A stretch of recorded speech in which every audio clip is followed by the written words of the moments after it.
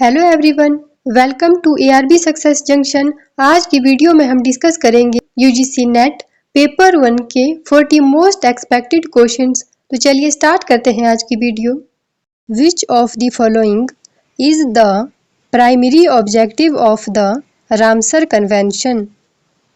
Protection of endangered species, conservation and sustainable use of wetlands, prevention of global climate change, regulation of international trade in endangered flora and fauna। निम्नलिखित में से कौन सा Ramsar convention का मुख्य उद्देश्य है? लुप्तप्राय प्रजातियों की सुरक्षा, आर्द्र भूमियों का संरक्षण और सतत उपयोग, वैश्विक जलवायु परिवर्तन की रोकथाम, लुप्तप्राय वनस्पतियों और जीवों के अंतर्राष्ट्रीय व्यापार का विनियमन। Right answer is option B, conservation and sustainable use of wetlands, आर्द्र भूमियों का संरक्षण और सतत उपयोग। Ramsar convention, formally known as the convention on wetlands, is an international treaty adopted in 1971 in Ramsar, Iran, with the primary objectives of the conservation and sustainable use of wetlands. Wetlands are crucial ecosystem that provide water purification, flood control, and habitat for various species. Ramsar Convention encourages national action and international cooperation to protect wetlands, particularly those of international importance। Ramsar convention एक अंतर्राष्ट्रीय संधि है जिसे 1971 में Ramsar, Iran में अपनाया गया था, जिसका मुख्य उद्देश्य आर्द्र भूमियों का संरक्षण और सतत उपयोग है। जो वेटलैंड होते हैं, आर्द्र भूमि होती है, वो महत्वपूर्ण पारिस्थितिक तंत्र है जो जल शोधन, बाढ़ नियंत्रण और विभिन्न प्रजातियों के लिए निवास स्थान प्रदान करती है। रामसर कन्वेंशन आर्द्र भूमियों की रक्षा के लिए राष्ट्रीय कार्यवाही और अंतर्राष्ट्रीय सहयोग को प्रोत्साहित करता है, विशेष रूप से वे जो अंतर्राष्ट्रीय महत्व की हैं। रामसर कन्वेंशन वेटलैंड्स के कंजर्वेशन से रिलेटेड है, जो 1971 में अडॉप्ट किया गया था। The 1972 Stockholm conference is primarily associated with climate change negotiation, international trade agreements, human environment and sustainable development, nuclear disarmament। 1972 का स्टॉकहोम सम्मेलन मुख्य रूप से किससे संबंधित है? Right answer is option C, human environment and sustainable development. Stockholm Conference, officially known as the United Nations Conference on the Human Environment, was held in 1972 in Stockholm, Sweden. It was the first major international meeting that focused on the relationship between human activities and environmental degradation. The conference emphasized the importance of a balanced approach to economic development while ensuring the protection and conservation of the environment, laying the foundation for future sustainable development initiatives. The conference led to the establishment of the United Nations Environment Programme (UNEP) and raised global awareness about environmental issues, marking a significant shift towards integrating environmental protection with development policies। Stockholm सम्मेलन, जिसे औपचारिक रूप से संयुक्त राष्ट्र मानव पर्यावरण सम्मेलन के रूप में जाना जाता है, 1972 में स्टॉकहोम, स्वीडन में आयोजित किया गया था। सम्मेलन ने आर्थिक विकास और पर्यावरण संरक्षण के बीच संतुलित दृष्टिकोण की आवश्यकता पर जोर दिया और भविष्य के सतत विकास पहलुओं की नींव रखी। इस सम्मेलन के परिणाम स्वरूप संयुक्त राष्ट्र पर्यावरण कार्यक्रम UNEP की स्थापना हुई और पर्यावरणीय मुद्दों के प्रति वैश्विक जागरूकता बढ़ी, जिससे पर्यावरण संरक्षण और विकास नीतियों को एकीकृत करने की दिशा में एक महत्वपूर्ण बदलाव हुआ। What is the primary purpose of the Convention on International Trade in Endangered Species of Wild Fauna and Flora? To promote international tourism, to regulate and monitor international trade in endangered species, to establish national parks and wildlife reserves, to enhance agricultural productivity. लुप्तप्राय वन्य जीवों और पौधों की अंतर्राष्ट्रीय व्यापार पर convention का मुख्य उद्देश्य क्या है? Right answer is option B, to regulate and monitor international trade in endangered species. The Convention on International Trade in Endangered Species of Wild Fauna and Flora (CITES), which was adopted in 1973, aims to ensure that international trade in wild animals and plants does not threaten their survival.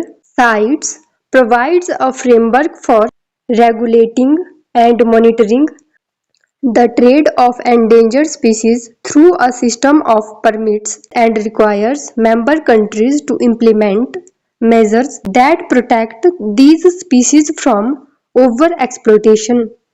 CITES categorizes species into different appendices based on their conservation status, with Appendix First including species that are threatened with extinction and are prohibited from international trade except under exceptional circumstances.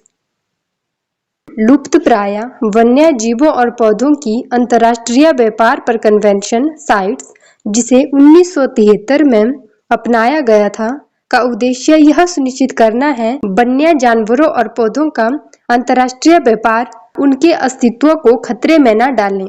लुप्तप्राय प्रजातियों के व्यापार को विनियमित और निगरानी करने के लिए एक ढांचा प्रदान करता है, जिसमें अनुमति प्रणाली शामिल होती है और सदस्य देशों से यह अपेक्षा की जाती है कि वे इन प्रजातियों को अत्यधिक शोषण से बचाने के उपाय लागू करें।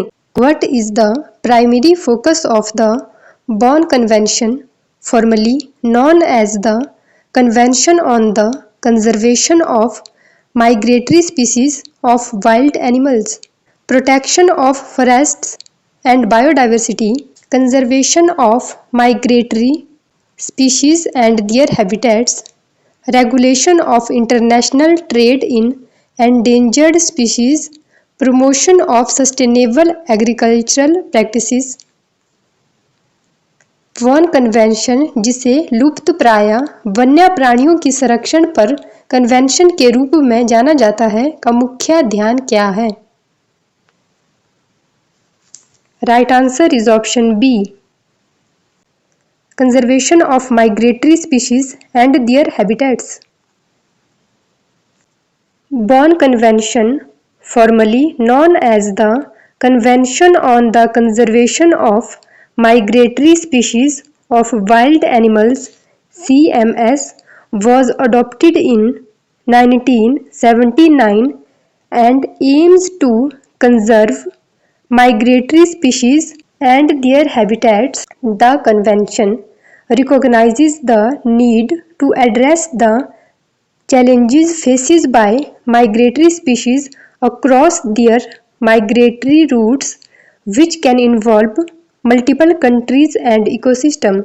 Under the Bonn Convention, countries work together to implement conservation measures that protect migratory species such as birds, mammals, and marine species, as well as their critical habitats. The convention encourages international cooperation to ensure that these species are not threatened by human activities and that their migratory patterns are preserved.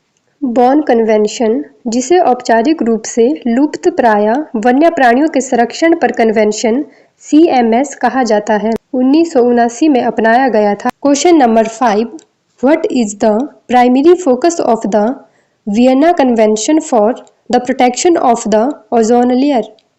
Regulation of nuclear weapons, conservation of biodiversity in forest ecosystem, promotion of renewable energy sources, protection of the ozone layer by controlling substances that deplete it. Vienna convention का मुख्य उद्देश्य क्या है जो ozone परत के संरक्षण के लिए है? परमाणु हथियारों का विनियमन, वन पारिस्थितिकी तंत्र में जैव विविधता का संरक्षण, नवीकरणीय ऊर्जा स्रोतों को बढ़ावा देना, ओजोन परत की सुरक्षा करना और उसे कमजोर करने वाले पदार्थों को नियंत्रित करना। Right answer is option D, protection of ozone layer by controlling substances that deplete it. Vienna convention for the protection of the ozone layer adopted in 1985 aims to protect the ozone layer by regulating the substances that contribute to its depletion.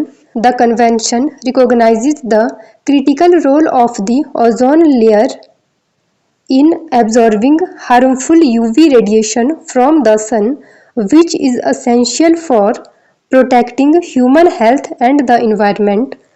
The Vienna Convention led to the groundwork for subsequent agreements, most notably the Montreal Protocol, which specially targets the reduction and eventual elimination of ozone-depleting substances such as chlorofluorocarbons and halogens. Vienna convention को 1985 में अपनाया गया था। इसका उद्देश्य ozone परत की रक्षा करना और उन पदार्थों को विनियमित करना है जो इसकी कमी का कारण बनते हैं। यह सम्मेलन ओजोन परत की महत्वपूर्ण भूमिका को पहचानता है जो सूर्य से आने वाली हानिकारक परावैंगनी विकिरण को अवशोषित करती है, जो मानव स्वास्थ्य और पर्यावरण की रक्षा के लिए आवश्यक है। वियना कन्वेंशन ने अगले समझौतों की नींव रखी, जिसमें सबसे प्रमुख मॉन्ट्रियल प्रोटोकॉल है, जो ओजोन क्षीण करने वाले पदार्थों ओडीएस जैसे क्लोरोफ्लोरोकार्बन्स और हैलोन के उत्पादन में कमी और अंततः उनके उन्मूलन पर केंद्रित है। Question number 6, which of the following statements about the Montreal protocol is not true? The Montreal Protocol aims to phase out the production and consumption of ozone-depleting substances. It was adopted in 1987 and has been ratified by all countries in the world. The protocol establishes legally binding commitments for developed countries to reduce ODS by 50% by the year 2020. The Montreal Protocol has been amended several times to strengthen its provisions and add new substances. Montreal protocol के बारे में निम्नलिखित में से कौन सा कथन सत्य नहीं है? Right answer is option C, the protocol establish legally binding commitment for developed countries to reduce ODS by 50% by the year 2020। ये स्टेटमेंट मॉन्ट्रियल प्रोटोकॉल के बारे में करेक्ट नहीं है, इसीलिए इसका राइट आंसर है option C. Option A, the Montreal protocol aims to phase out the production and consumption of ozone depleting substances एकदम करेक्ट स्टेटमेंट है। And B, it was adopted in 1987 and has been rectified by all countries in the world. A भी Montreal protocol के बारे में true statement है। And D, the Montreal protocol has been amended several times to strengthen it's provisions and add new substances. A भी Montreal protocol के बारे में true statement है, लेकिन ऑप्शन सी मॉन्ट्रियल प्रोटोकॉल के बारे में ट्रू स्टेटमेंट नहीं है, इसीलिए इसका राइट आंसर है option C. Montreal Protocol was adopted in 1987 and aims to phase out the production and consumption of ozone-depleting substances to protect the ozone layer.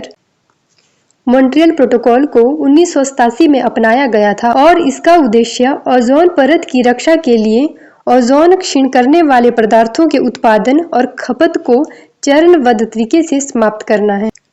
Question number 7, which of the following statements regarding the Kyoto Protocol is not correct? The Kyoto Protocol legally binds developed countries to emission reduction targets. It introduced market-based mechanisms such as emission trading and clean development mechanism. The Kyoto Protocol applies to all countries, both developed and developing, without any differentiation. The first commitment period of the Kyoto Protocol was from 2008 to 2012। Kyoto protocol के संबंध में निम्नलिखित में से कौन सा कथन सही नहीं है? क्योटो प्रोटोकॉल विकसित देशों को उत्सर्जन में कमी के लक्ष्यों के लिए कानूनी रूप से बाध्य करता है। इसने बाजार आधारित तंत्रों जैसे उत्सर्जन व्यापार और स्वच्छ विकास तंत्र की शुरुआत की। क्योटो प्रोटोकॉल सभी देशों पर लागू होता है, चाहे वे विकसित हो या विकासशील, बिना किसी भेदभाव के। क्योटो प्रोटोकॉल की पहली प्रतिबद्धता अवधि 2008 से 2012 तक थी। Right answer is option C. The Kyoto protocol applies to all countries both developed and developing without any differentiation। A Kyoto protocol के बारे में इनकरेक्ट स्टेटमेंट है। Option A Kyoto protocol legally binds developed countries to emission reduction target. ये Kyoto protocol के बारे में true statement है। Option B it introduce market based mechanism such as emission trading and clean development mechanism. A भी Kyoto protocol के बारे में true statement है। And option D the first commitment period of the Kyoto protocol was from 2008 to 2012। A भी Kyoto protocol के बारे में true statement है।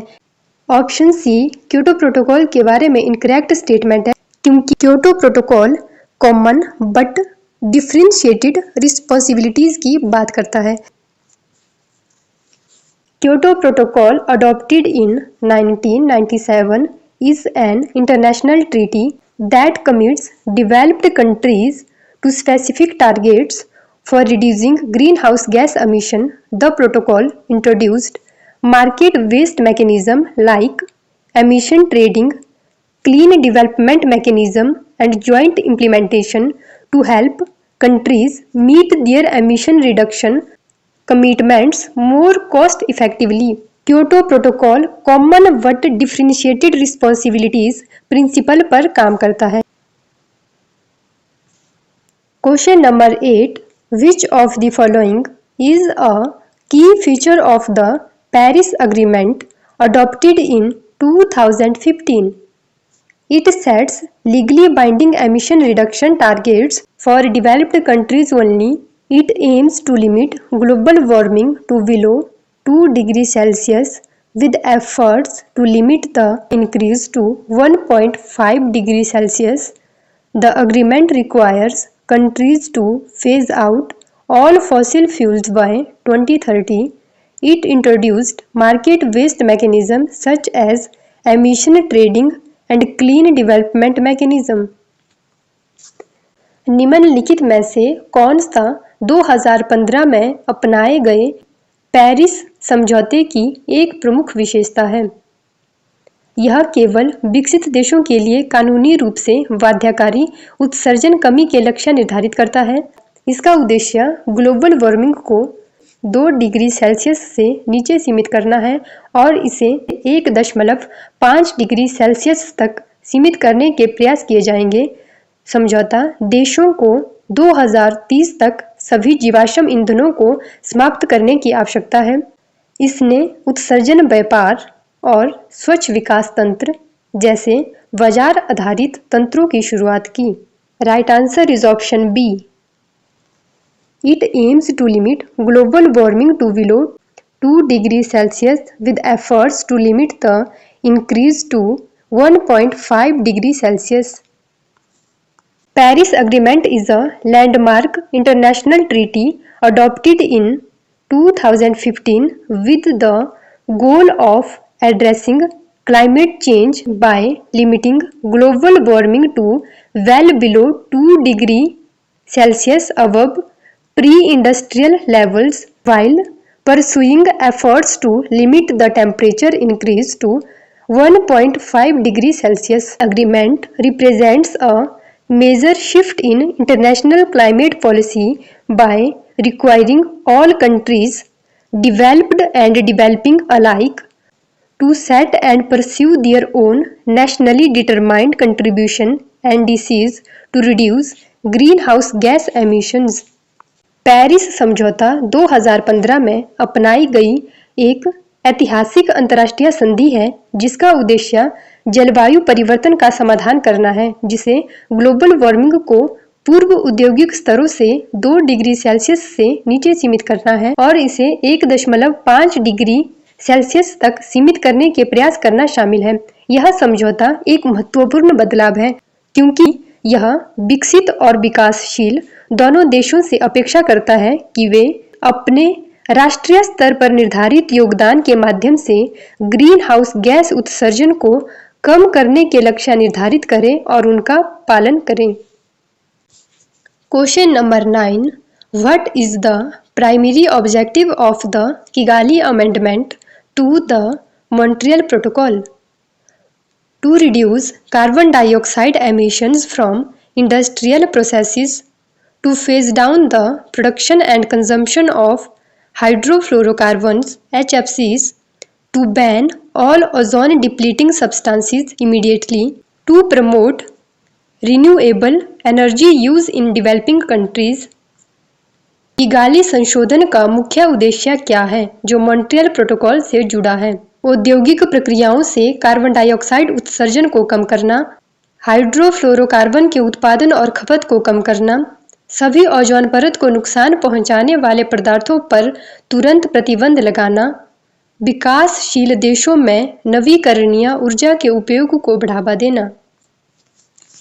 Right answer is option B, to phase down the production and consumption of hydrofluorocarbons. Hydrofluorocarbon के उत्पादन और खपत को कम करना। Kigali amendment adopted in 2016 is an important amendment to the Montreal Protocol. Its primary goal is to phase down hydrofluorocarbons, which are potent greenhouse gases used primarily in refrigeration and air conditioning. While HFCs do not deplete the ozone layer like chlorofluorocarbons, they have a significant impact on global warming, being thousands of times more powerful than carbon dioxide in trapping heat. Kigali संशोधन जो 2016 में अपनाया गया था, Montreal protocol का एक महत्वपूर्ण संशोधन है। इसका मुख्य उद्देश्य हाइड्रोफ्लोरोकार्बन के उत्पादन और खपत को कम करना है, जो मुख्य रूप से रेफ्रिजरेशन और एयर कंडीशनिंग में उपयोग किए जाने वाले शक्तिशाली ग्रीनहाउस गैसें हैं। हालांकि HFCs ओजोन परत को नुकसान नहीं पहुंचाते, जैसे कि CFCs। हाइड्रोफ्लोरोकार्बन HFCs एक ओजोन डिप्लीटिंग सब्सटेंस नहीं है। हाइड्रोफ्लोरोकार्बन HFCs एक ग्रीन हाउस गैस है जो ग्लोबल वार्मिंग का कारण बनती है। Question number 10, COP21 is the most well known for which significant international agreement on climate change? The Kyoto Protocol, the Paris Agreement, the Montreal Protocol, the Doha Amendment. Right answer is option B, the Paris Agreement. COP21, the 21st Conference of the Parties to the UNFCCC United Nations Framework Convention on Climate Change took place in Paris, France. Which among the following is not related to qualitative research? निम्नलिखित में से कौन सा गुणात्मक शोध से संबंधित नहीं है? Thematic analysis, case study, discourse analysis या फिर survey method. Thematic analysis, case study और डिस्कोर्स एनालिसिस हमारा क्वालिटेटिव रिसर्च से रिलेटेड है, लेकिन जो ऑप्शन नंबर डी है सर्वे मेथड, ये हमारा क्वांटिटेटिव रिसर्च से रिलेटेड है, जिसको हम हिंदी में बोलते हैं गुणात्मक शोध।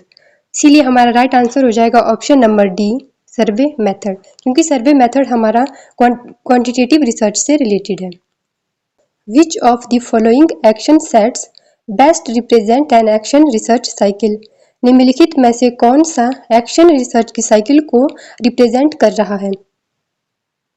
इसका राइट आंसर हो जाएगा ऑप्शन नंबर बी, plan, act, observe and reflect.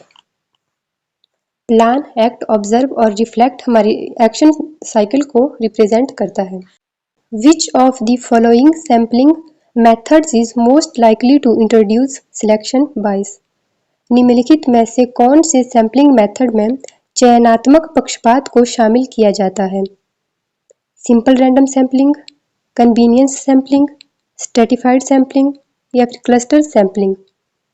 तो इसका राइट आंसर हो जाएगा option number B, convenience sampling.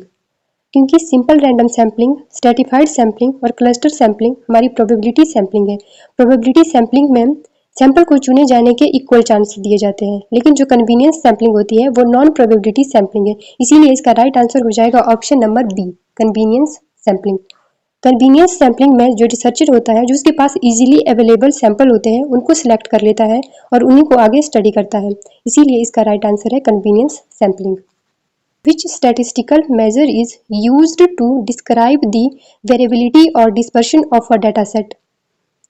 किसी डाटा सेट में फैलाव को मापने के लिए हम कौन से स्टैटिस्टिकल मेथड का यूज करते हैं? मीन, मीडियन, स्टैंडर्ड डेविएशन या फिर मोड? तो इसका राइट आंसर हो जाएगा option number C, standard deviation. Standard deviation का यूज करते हैं हम डिस्पर्शन को मेजर करने के लिए। Which of the following method is most used in exploratory research? Structured survey, experiments, case studies या फिर descriptive statistics? तो इसका राइट आंसर हो जाएगा option number C, case studies. Exploratory research में जो रिसर्चर होता है वो रिसर्च प्रॉब्लम और क्वेश्चन को एक्सप्लोर करता है, ठीक है। और केस स्टडी में भी हम क्या करते हैं, इन डेप्थ में किसी चीज़ को स्टडी करते हैं। इसलिए इसका राइट आंसर हो जाएगा ऑप्शन नंबर सी।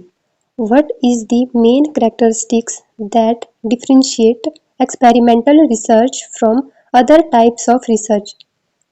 निम्नलिखित में से कौन सी ऐसी विशेषताएं हैं जो कि एक्सपेरिमेंट रिसर्च को अदर रिसर्च से अलग बनाती है? First option is used of secondary data, manipulation of independent variables, observation of natural behaviour, focus on historical data. इसका राइट आंसर हो जाएगा option number B, manipulation of independent variables. Experiment research में हम क्या करते हैं कि जो डिपेंडेंट और इंडिपेंडेंट वेरिएबल होता है उनके बीच के कॉज एंड इफेक्ट रिलेशनशिप को स्टडी करते हैं।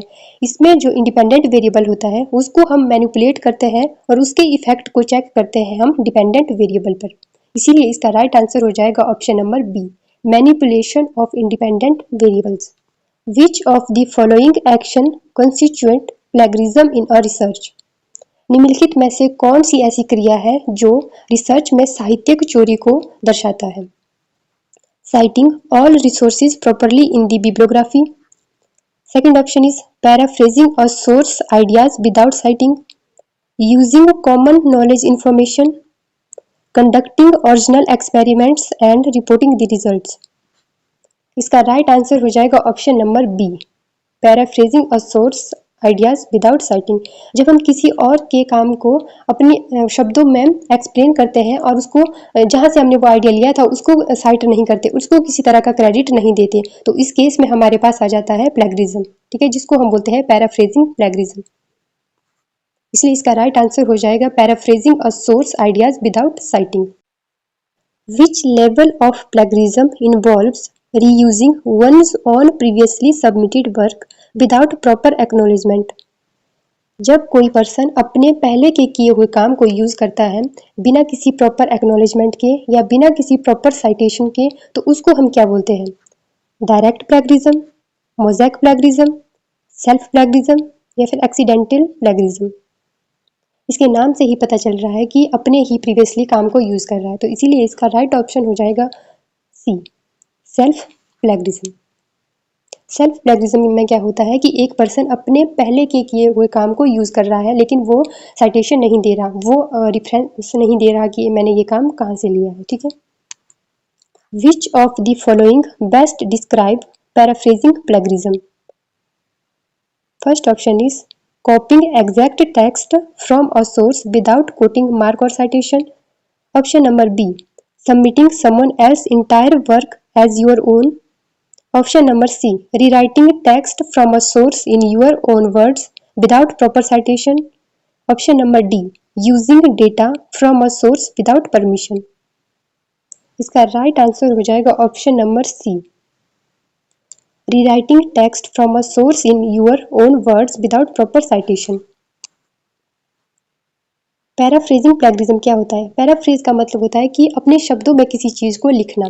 तो पैराफ्रेजिंग प्लेगरिज्म होता है कि जब हम किसी और के काम को लेते हैं और उसको अपने शब्द में ट्रांसलेट कर लेते हैं, ठीक है? उसको अपनी भाषा में ट्रांसलेट कर लेते हैं, लेकिन जहाँ से हमने वो काम लिया था, जहाँ से जो हम ओरिजिनल आइडिया लिया था, उसको प्रॉपर साइटेशन नहीं देते, उस पर्सन को क्रेडिट नहीं देते, तो इस केस में हमारे पास पैराफ्रेजिंग प्लेगरिज्म आ जाता है। Which of the following sampling methods ensure that every member of the population has an equal chance of being selected? निम्नलिखित में से कौन से सैम्पलिंग मेथड में सैंपल को चुने जाने के समान अवसर दिए जाते हैं? Convenience sampling, stratified sampling, simple random sampling या फिर कोटा सैम्पलिंग। तो इसका राइट आंसर हो जाएगा option number C, simple random sampling. क्योंकि सिंपल रैंडम सैम्पलिंग में पॉपुलेशन से सैंपल को चुने जाने के इक्वल चांस दिए जाते हैं। Which type of validity is concerned with the extent to which the result of a study can be generalized to other setting, population and times?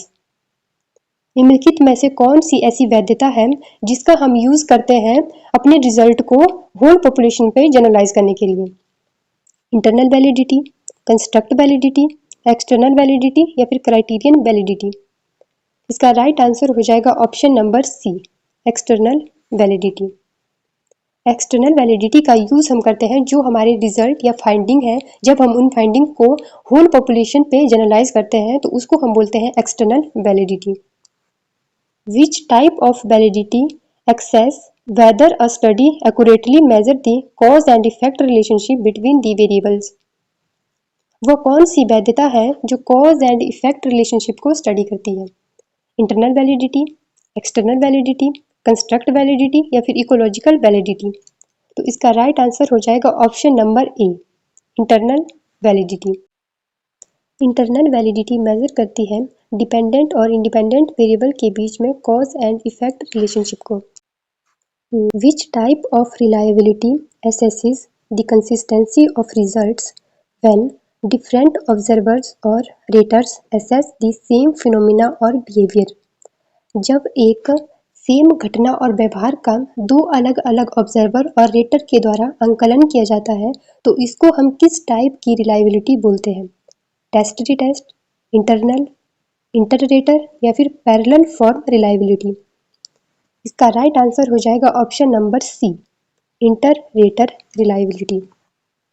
इंटररेटर reliability में क्या होता है, जब एक सेम घटना को दो अलग अलग ऑब्जर्वर के द्वारा एसेस किया जाता है। Which of the following is a threat to internal validity that occurs when participants in a study change their behavior as a result of knowing they are being studied? Participant जब अपने व्यवहार को change कर देता है क्योंकि उसे पता है कि उसे स्टडी किया जा रहा है, तो इसको इंटरनल वैलिडिटी का कौन सा थ्रेट बोलते हैं? Selection bias, maturation, Hawthorne effect या फिर रिग्रेशन टू द मीन। इसका राइट आंसर हो जाएगा option number C, Hawthorne effect. Hawthorne effect क्या होता है, जब एक पार्टिसिपेंट अपने व्यवहार को मॉडिफाई करता है क्योंकि उसे पता है कि कोई उसे ऑब्जर्व कर रहा है, तो इसको हम बोलते हैं हॉथरॉन इफेक्ट और इससे हमारी इंटरनल वैलिडिटी इफेक्ट होती है। In a data set if the mean is greater than the median and the mode is less than the median, which type of skewness is exhibited? जब हमारे डेटा डिस्ट्रीब्यूशन में mean की value ज़्यादा होती है median से और mode की वैल्यू कम होती है मीडियन से, तो इस केस में हमारे पास कौन सी स्क्यूनेस होती है? Positive skewness, negative skewness, symmetrical distribution या फिर नॉर्मल डिस्ट्रीब्यूशन। तो इसका राइट आंसर हो जाएगा ऑप्शन नंबर ए, पॉजिटिव स्क्यूनेस। पॉजिटिव स्क्यूनेस में क्या होता है, जो हमारा डेटा का डिस्ट्रीब्यूशन है जब उसकी टेल राइट की तरफ जा रही है तो इसका मतलब है कि पॉजिटिव स्क्यूनेस है। जब डेटा डिस्ट्रीब्यूशन की टेल लेफ्ट की तरफ ज़्यादा जा रही है तो इसका मतलब है कि नेगेटिव स्क्यूनेस है। स्क्यूनेस को हम डायग्राम के हेल्प से भी समझ सकते हैं। सबसे पहले हम बात करेंगे नॉर्मल डिस्ट्रीब्यूशन की। नॉर्मल डिस्ट्रीब्यूशन के केस में किसी तरह की स्क्यूनेस नहीं होती। इसमें क्या होता है, मीन, मीडियन और मोड की वैल्यू इक्वल होती है। नॉर्मल डिस्ट्रीब्यूशन के केस में जो हमारा डिस्ट्रीब्यूशन होता है वो सिमेट्रिकल होता है। सिमेट्रिकल डिस्ट्रीब्यूशन का मतलब क्या होता है, जो हमारा डेटा सेट है जब हम उसको ग्राफ में प्लॉट करते हैं तो वो वेल शेप्ड का दिखता है। इसका मतलब है कि जब सिमेट्रिकल डिस्ट्रीब्यूशन होता है तो उस केस में जो हमारा ग्राफ बनता है, अगर हम उसके बीचों बीच एक लाइन ड्रॉ कर देते हैं, ग्राफ के बीचों बीच अगर हम एक लाइन ड्रॉ कर देते हैं तो उसके राइट साइड और लेफ्ट साइड को इक्वल वैल्यू डिस्ट्रीब्यूट होती है। जितनी वैल्यू राइट साइड को होगी उतनी ही वैल्यू लेफ्ट साइड को भी होगी।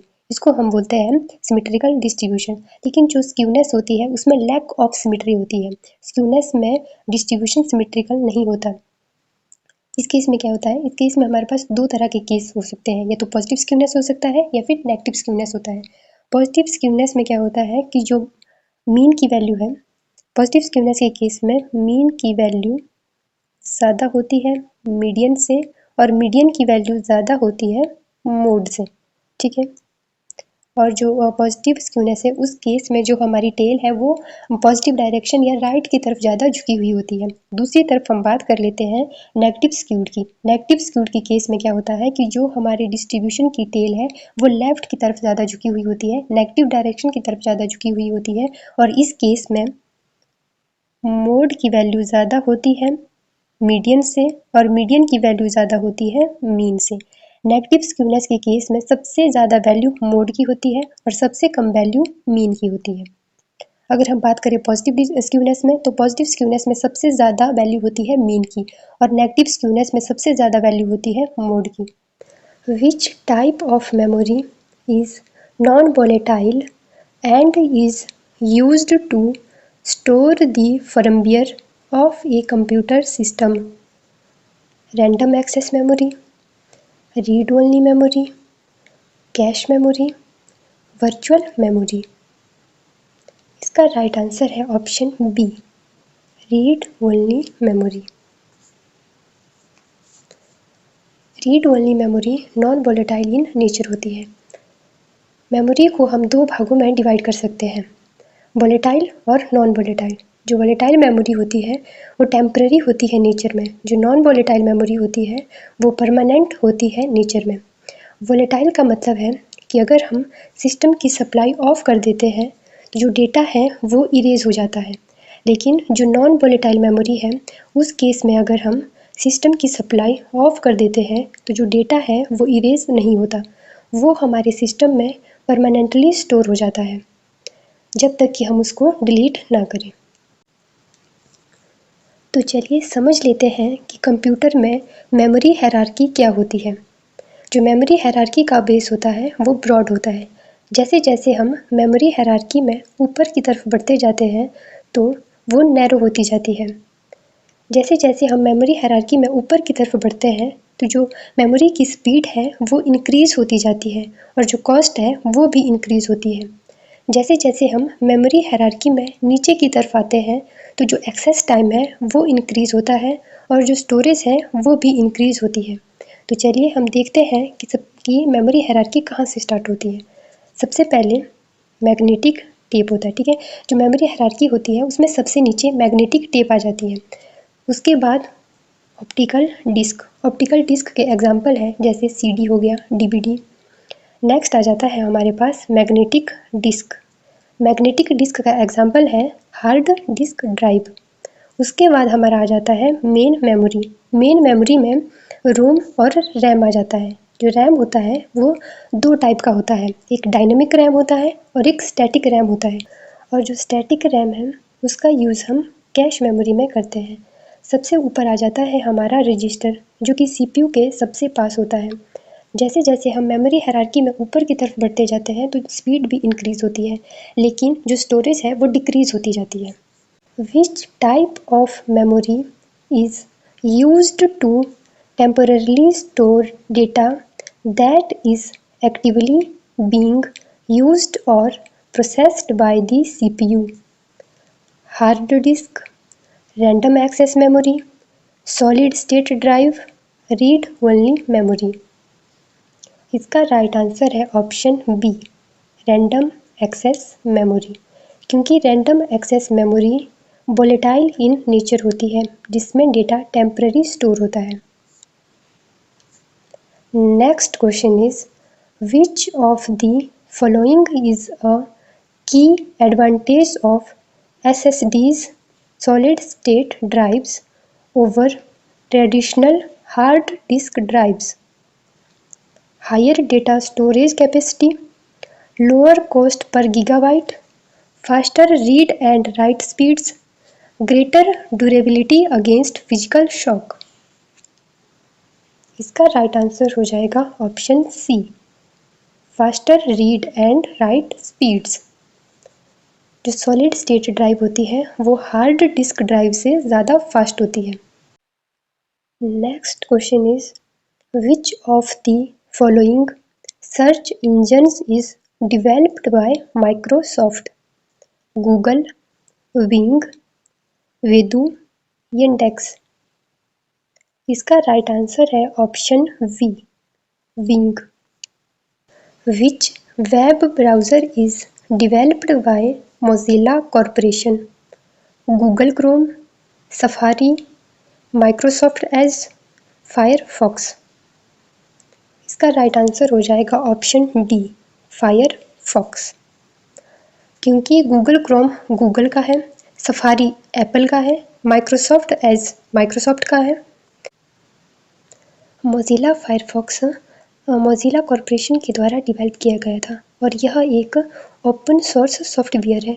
ओपन सोर्स का मतलब होता है कि इसे कोई भी यूज़ कर सकता है और इसका जो सोर्स कोड है वो सबको अवेलेबल होता है। कोई भी इसमें चेंज कर सकता है और इसको फर्दर डिस्ट्रीब्यूट भी कर सकता है।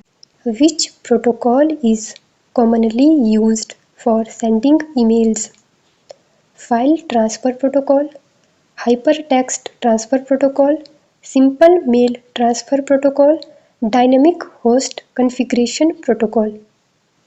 इसका राइट आंसर है option C, simple mail transfer protocol.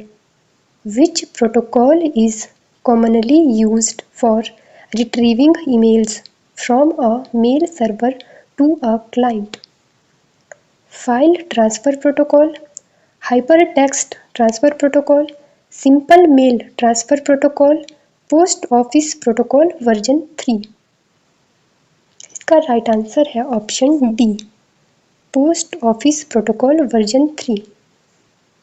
क्योंकि ईमेल को सेंड करने के लिए हम सिंपल मेल ट्रांसफ़र प्रोटोकॉल का यूज़ करते हैं और ईमेल को रिट्रीव करने के लिए हम पोस्ट ऑफिस प्रोटोकॉल वर्जन 3 का यूज़ करते हैं। Which level of cache memory is typically the fastest but also the smallest in size?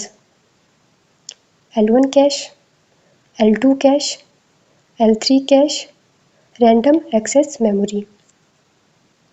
इसका राइट आंसर हो जाएगा ऑप्शन ए, L1 कैश।